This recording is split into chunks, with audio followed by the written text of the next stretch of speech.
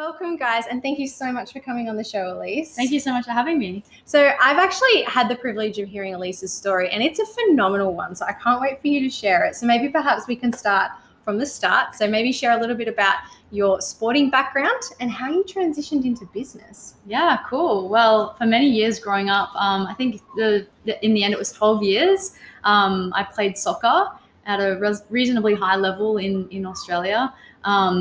So yeah, I was playing soccer a lot and keeping really fit. And then I decided to retire and go into running events like those 10K half marathons that you see people do. So I blitzed those and was smashing them and wanted a new challenge. Then I got into running full marathons, doing sprint distance triathlons.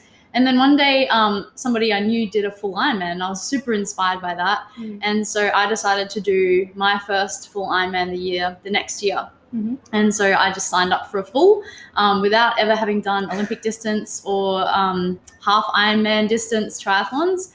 And yeah, just went straight for the full Ironman, smashed that in just under 15 hours. And then after Ironman, they have this thing when they talk about like post Ironman depression. And I didn't have depression, but I was kind of like, okay, what's my next challenge? What's my next mountain to climb? What's my next obstacle to smash and accomplish?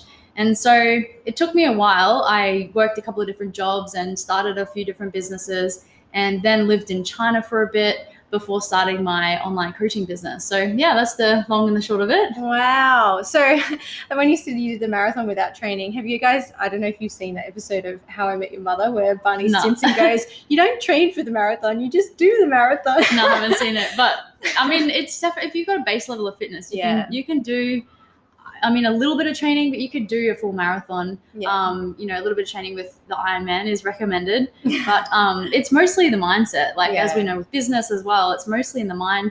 If you tell yourself, I could never do that, then you're never going to do it. So it's all about belief first. Absolutely. So you mentioned your first proper business was in China. So how did you find setting up a business did you set it up over here and then just operate it out of China, or sort of what are the logistics of? I didn't actually start a business in China. So I had a business in Australia, a media company, and we did a bunch of really cool real estate work and a couple of wedding style stuff.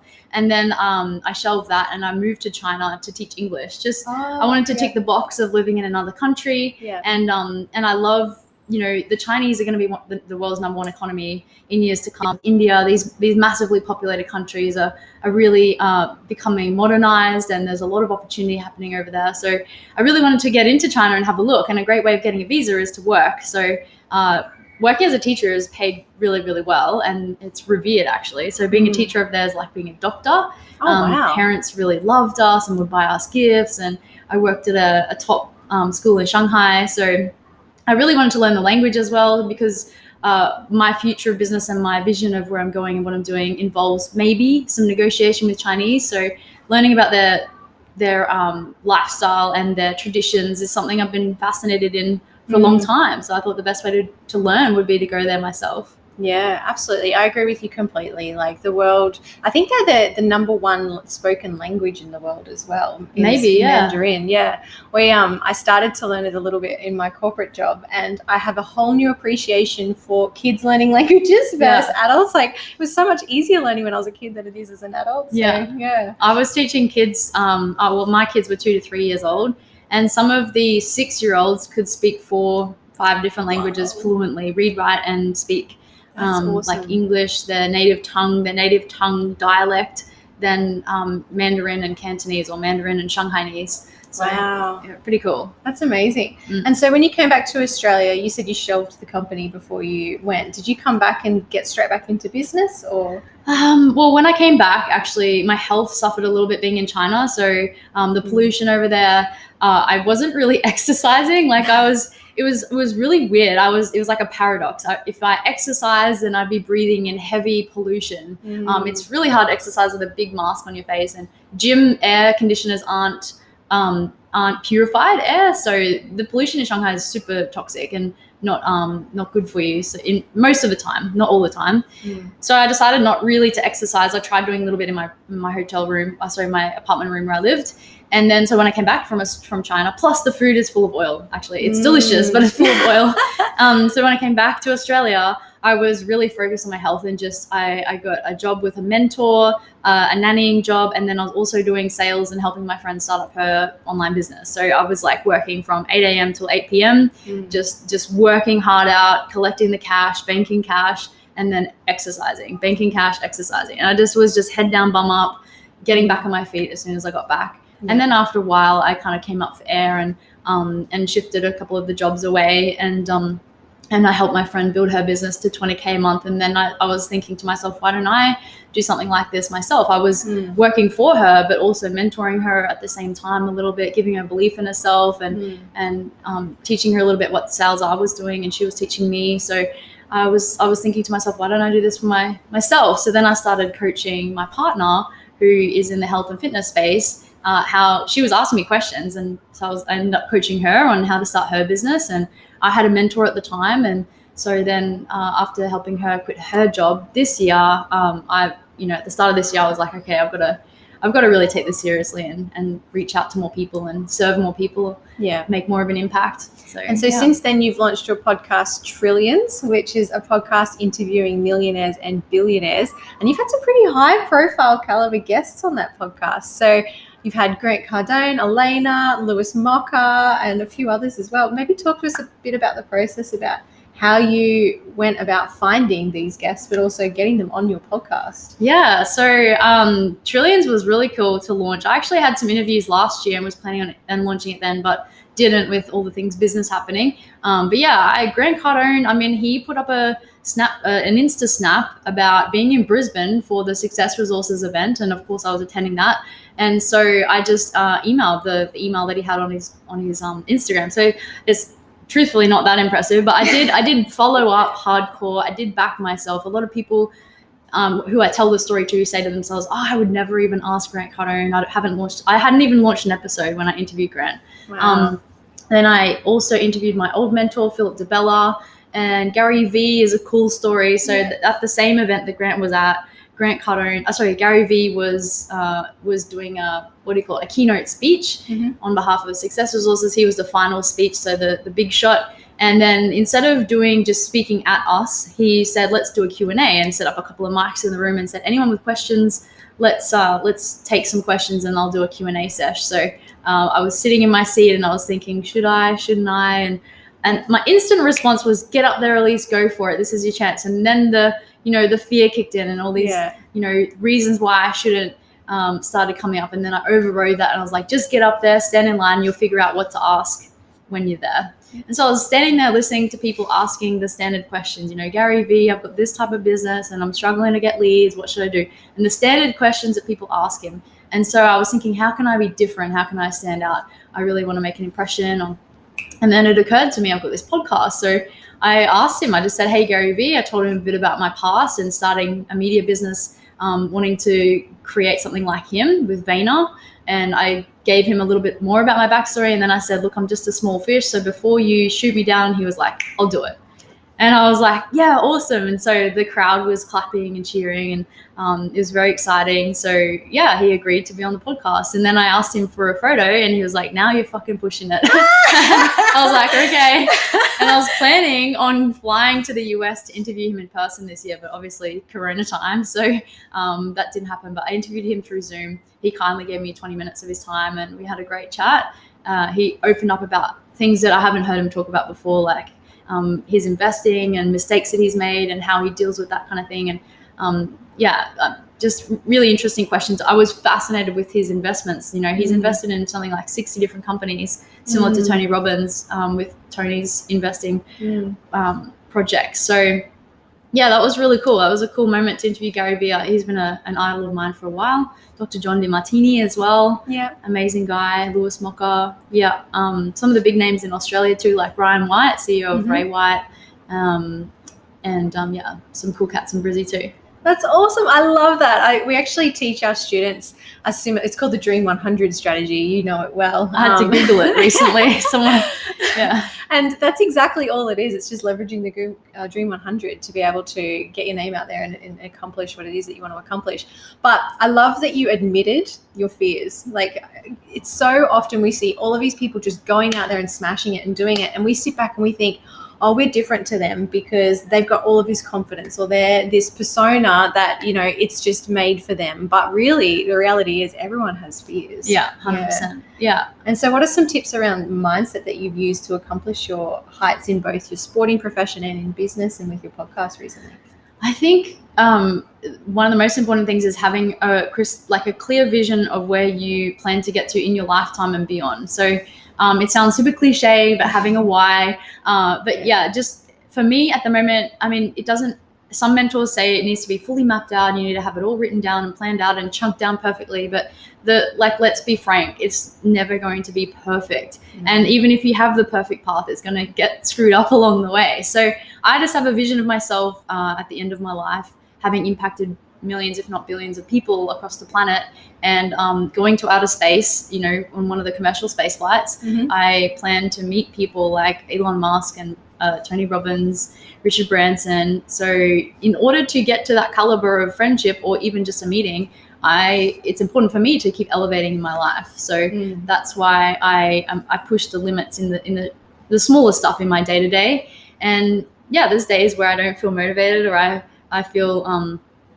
like I'm not worth it, but it's becoming a lot less and less, and having tools now that I've paid for and learnt from mentors to be able to enhance my mindset around how to really live and breathe what it takes to get to that level. I see myself regularly speaking on stages in front of large audiences of people, and I'm not even sure specifically what about. I see myself as owning companies that impact the lives of many people through who I employ and also through who we help.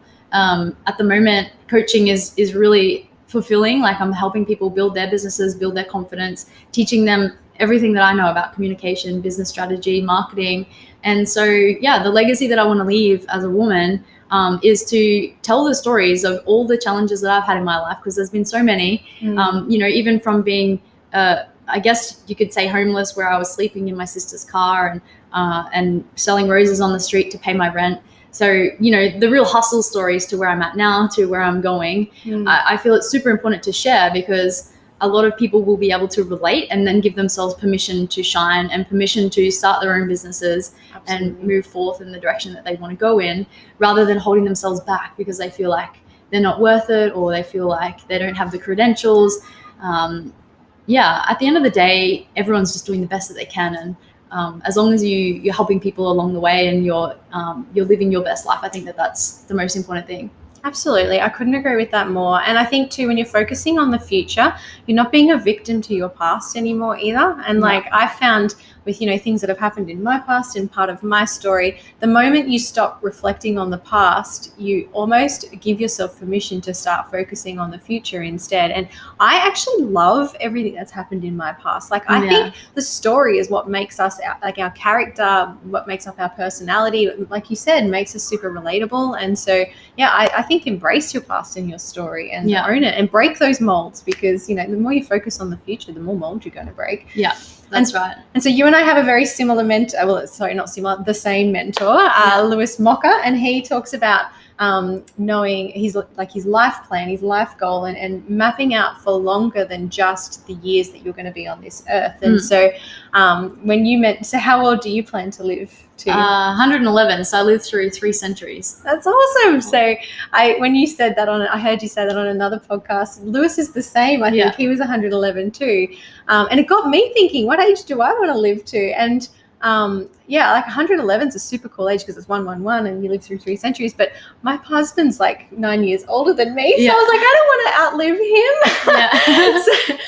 him. So talk to us a little bit about, so what's your life plan? What's your legacy beyond when you're on this earth? So what do you want to leave behind? I want to leave behind a company that is something that is serving the community, and also something that my future generations can be proud of, and they can look at and think, wow, that's so inspiring. And like I said, give themselves permission to go forth and start a business, or, who knows what the future is going to be like, but give themselves permission to go out there and serve the people in a great way. I don't want to give them a big trust fund lump sum of cash, because I don't think that serves people. In fact, I think it can be a disservice to people to have handouts like that, because they haven't had to go through enough struggles. Well, they had their own struggles. Like, let's face it, people with trust funds have their own struggles and things that they need to deal with. So the plan is to make sure that my family's set up so that they can live with the basics and live with health and longevity and things like that. And then it gives them the ability to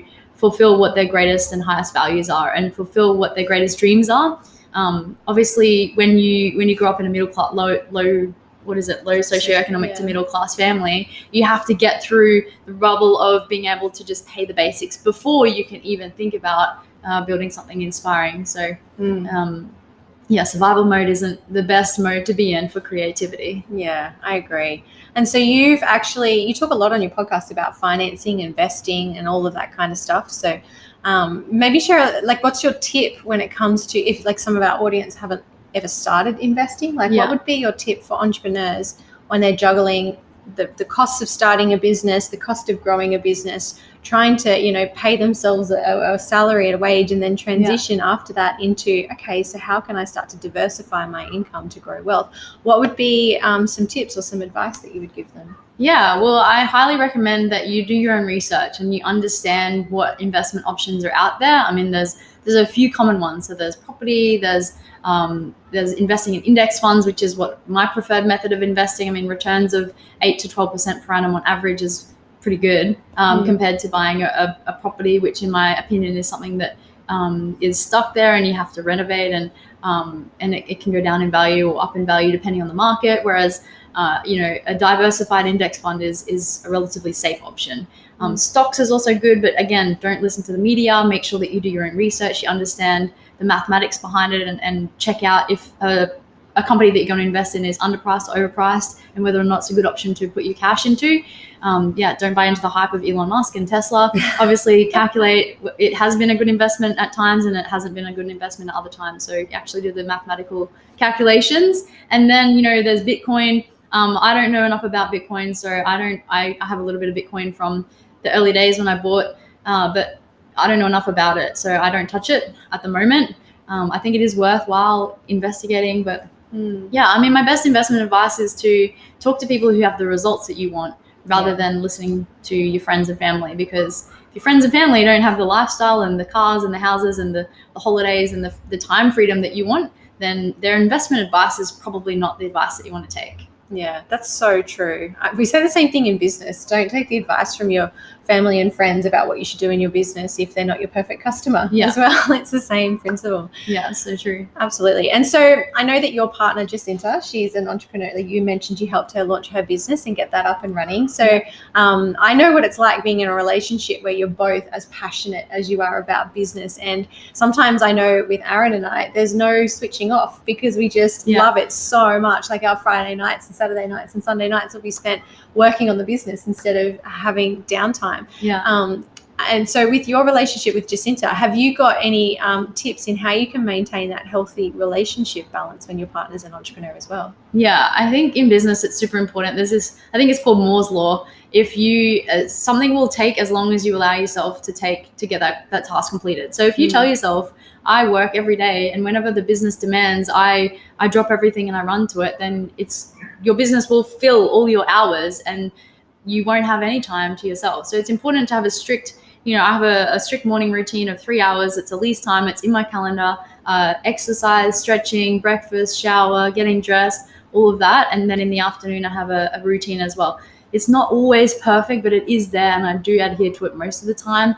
And then for my partnership, which is what you actually asked me about, I have all of Sunday, which I spend with Jacinta. So if for any reason we go out for dinner on a Saturday night, like we did last night, we had a bit of fun. Sunday tomorrow afternoon is going to be spent on business. So if we do Saturday night hanging out, then we usually go through to Sunday midday, and then we'll spend Sunday afternoon working to make up for the Saturday time spent with each other. So it's Sunday is our strict day where we have together, and we usually go to the markets and grab a coffee. We either go to the beach or climb a mountain or just chill out by the pool, read books, watch movies, like whatever we feel like on the day, or we might plan it in advance. And usually on Saturday nights we go out to a nice restaurant. Like we love fine dining, so just choosing new and upcoming beautiful restaurants. We love going out. That's how we do it. I mean, it's just important that we set that time aside, and we're very strict with that. If anything urgent comes up, then we cater into Saturday. But Fridays usually spend working, and Saturdays as well. Yeah. So that's awesome. They're great tips. And so I know that you've mentioned previously in discussions that understanding your partner's love language as well. Like Aaron and I, we did that love language test online, and our love language is the same, which was really helpful. Oh, that's so convenient. Yeah, and it's quality time. And so we could literally be sitting beside each other, like, you know, doing, like, he might be doing uni or I might be doing uni or work or whatever. And we honestly just feel like we're around each other, just giving each other love, which is amazing. But if you're not in a relationship like that, understand each other's love language so you can give love in the same way as well, on the time that you do get to spend together. Yeah, definitely. And so in terms of your business and your PR, so you do PR, communication, coaching kind of stuff, what would be your best tip for an entrepreneur starting out to be able to get their name out there and to be able to communicate their message properly? Yeah, well, I think podcasts are a really cool way to get your name out there. Like, it's great meeting you today, Jade, because we have so many similar interests and we'll probably become friends. And so I think that it's really important as a young or whatever age entrepreneur you are getting started, network your ass off. So go and find other people that have similar interests to you or building similar businesses to you, so you can tell each other ideas and new concepts and new strategies, and also just be a support network. You know, in entrepreneurship, it can be a little bit of a lonely journey when you're working so much and you're saying no to events. So if you've got a group of supportive friends who are entrepreneurs and you're sharing ideas, and it also helps your self-belief and your belief in your mission and where you're going, because other people are on the journey with you. But if you're